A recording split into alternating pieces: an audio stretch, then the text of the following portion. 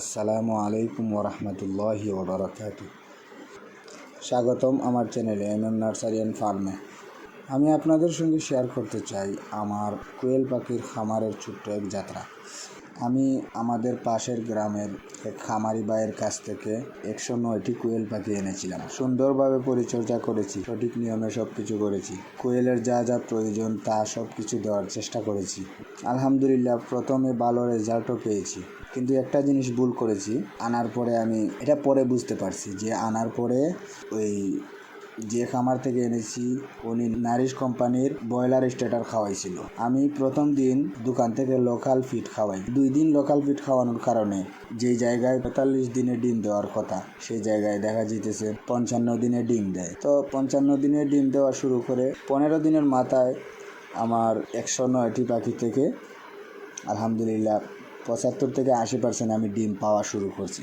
তো ডিম দেওয়া শুরু করার পরে এই 75 থেকে 80% ডিম পাওয়ার পর হঠাৎ করেই কিছু পাখি অসুস্থ হতে শুরু করে। লক্ষ্য করলাম খাবার খাচ্ছে না, ঘোরাফেরা করছে না, শুধু জিমায়। চিকিৎসা করলাম, পরীক্ষা ও লক্ষণ থেকে বুঝলাম বার্ড ফ্লু ভাইরাসে আক্রান্ত হয়েছিল। ধীরে ধীরে সব পাখি মারা যায়। এক সময় কাঁচা খালি হয়ে গেল, মনের ভিতরে একটা বড় ধাক্কা খেলাম। সব কিছুর পরে আলহামদুলিল্লাহ আল্লাহ তাআলা হয়তো আমাকে এই পাখিগুলোর মাধ্যমে উত্তম কোনো রিজেক্ট রাখছেন, এজন্য আমার পাখিগুলো মারা যায়। তো আমি হাল ছাড়িনি, আমি আবার শুরু করেছি। আমি ভাবলাম এই কষ্ট শুধু কষ্ট হিসেবেই থাকলে চলবে না, আমি প্রতিটি ভুল থেকে শিখলাম, এজন্য আপনাদের সঙ্গেও শেয়ার করতেছি।